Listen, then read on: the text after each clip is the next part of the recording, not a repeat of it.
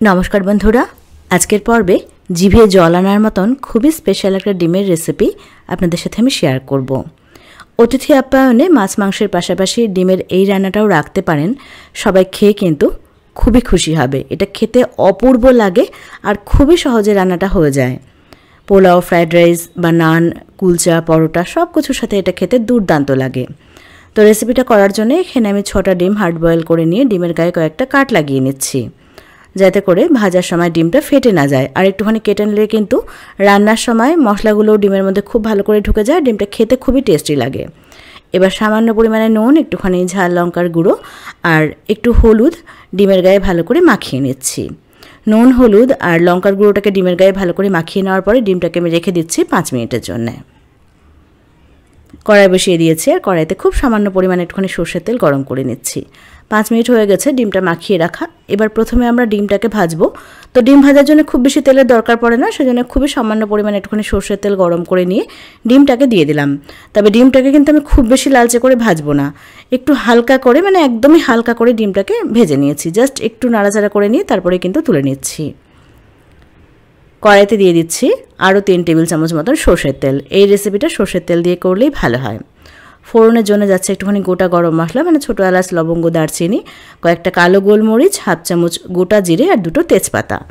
ফোড়নটাকে একটু নাড়াচাড়া করে নিয়ে দিয়ে দিচ্ছি মাঝারি সাইজের 2টো পেঁয়াজ কুচি। পেঁয়াজটাকে সুন্দর লালচে করে ভাজতে হবে।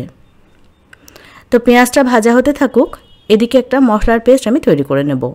মশলার জন্য এখানে নিয়েছি 1 ইঞ্চি মতন আদার টুকরো, মোটামুটি 5-6 কোয়া মতন রসুন আর ঝালের জন্যে কাঁচা লঙ্কা। এর সাথে যাচ্ছে বড় সাইজের একটা টমেটো আর বেশ খানিকটা পরিমাণে ধনেপাতা। ধনেপাতা ডাঁটিটা ফেলে দিইনি, ডাঁটি সমেতে কিন্তু দিয়েছি, কারণ ডাঁটির মধ্যে ধনেপাতার আসল ফ্লেভারটা থাকে।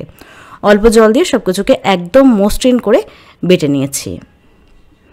মশলা রেডি হয়ে গেছে। আর মশলা রেডি করতে করতে পেঁয়াজটাও দেখুন সুন্দর একদম লালচে করে ভাজা হয়ে গেছে। পেঁয়াজটাকে কিন্তু ঠিক এইরকমভাবে একটু সময় নিয়ে সুন্দর লালচে করে ভেজে নিতে হবে, তাহলে ফ্লেভারটা খুব ভালো আসবে। এবার বেটে রাখা মশলার পেস্টটা দিয়ে দিলাম আর মিক্সির কাপ ধুয়ে সামান্য পরিমাণে একটুখানি জল দিয়েছি।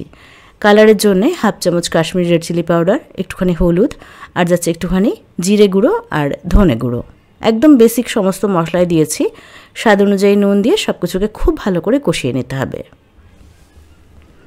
মশলা কষানোর মধ্যে কিন্তু আসল ম্যাজিকটা থাকে, তো একটু সময় নিয়ে খুব ভালো করে মশলাটাকে আমি কষিয়ে নিয়েছি। দেখতেই পাচ্ছেন তেলটা কিন্তু ছাড়তে শুরু করেছে।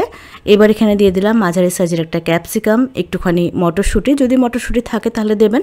এখন যেহেতু মটরশুঁটির সময় না, অনেকের কাছে কিন্তু থাকবে না মটরশুঁটি, তো মটরশুঁটি না থাকলে মটরশুঁটি বাদ দিয়েও করা যাবে।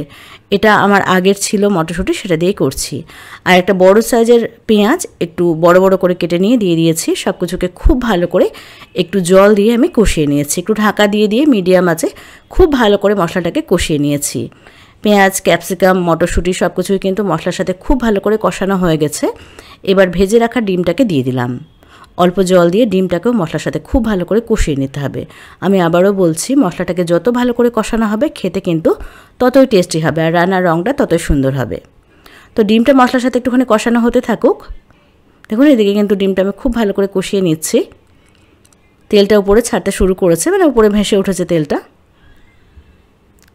এখানে 1 কাপ গরম জল করে নিয়েছি, জলটা উষ্ণ গরম করেছি। জলের মধ্যে দিয়ে দিচ্ছি 2 চামচ গুঁড়ো দুধ বা মিল্ক পাউডার।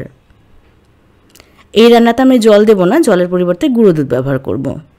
দুধটাকে গরম জলের সাথে খুব ভালো করে মিশিয়ে নিয়ে তারপরে ডিমের মধ্যে দিয়ে দিচ্ছি। দুধ দেওয়ার কারণে কিন্তু টেস্ট একদম চেঞ্জ হয়ে যাবে, খেতে এটা অসাধারণ হবে। তো বাড়িতে স্পেশাল কোনো গেস্ট আসার থাকলে বা নিজেরাও ভালো কিছু খেতে ইচ্ছে করলে অবশ্যই ডিমের এই রান্নাটা বানিয়ে দেখতে পারেন। একবার বানালে কিন্তু এর টেস্ট সারা জীবন মুখে লেগে থাকবে। তো এবার এখানে খুব সামান্য পরিমাণে একটুখানি চিনি দিয়েছি টেস্টটাকে ব্যালেন্স করার জন্য, একটুখানি গরম মশলার গুঁড়ো আর 1 চামচ মতন কাসুরি মেথি। এবার সব কিছুকে ভালো করে একসাথে মিশিয়ে নিচ্ছি। এখনই কিন্তু দারুণ একটা ফ্লেভার বেরিয়েছে। কাসুরি মেথি, ক্যাপসিকাম সমস্ত কিছু মিলেমিশে দারুণ একটা ফ্লেভার এসেছে। এবার মিডিয়াম আছে আমি জাস্ট 3-4 মিনিট ঢাকা দিয়ে রেখেছিলাম। দেখুন এরই মধ্যে কিন্তু উপর থেকে সুন্দর তেলটা ভেসে উঠেছে। রান্নাটা কিন্তু এখন পরিবেশন করার জন্য একদম রেডি। কত সুন্দর দেখুন গ্রেভিটা হয়েছে, একদম সিল্কি একটা গ্রেভি হয়েছে। এবার গ্যাসের আঁচ একটু কমিয়ে আমি 2-3 মিনিট একটুখানি জাল করে নিয়েছি, যাতে করে উপর থেকে তেলটা ভেসে ওঠে। ব্যাস তৈরি হয়ে গেল অসাধারণ স্বাদের মুখে লেগে থাকার মতন ডিমের দো পেঁয়াজা। এই রান্নাটা কাউকে করে খাওয়ালে সে কিন্তু অবশ্যই আপনার কাছ থেকে রেসিপিটা জানতে চাইবে। এটা খেতে এতটাই দুর্দান্ত হয়। তো কেমন লাগলো আজকের রেসিপি সেটা অবশ্যই আমাকে কমেন্টস করে জানাবেন। ভিডিও ভালো লাগলে একটা লাইক করবেন আর চ্যানেলটাকে সাবস্ক্রাইব করবেন।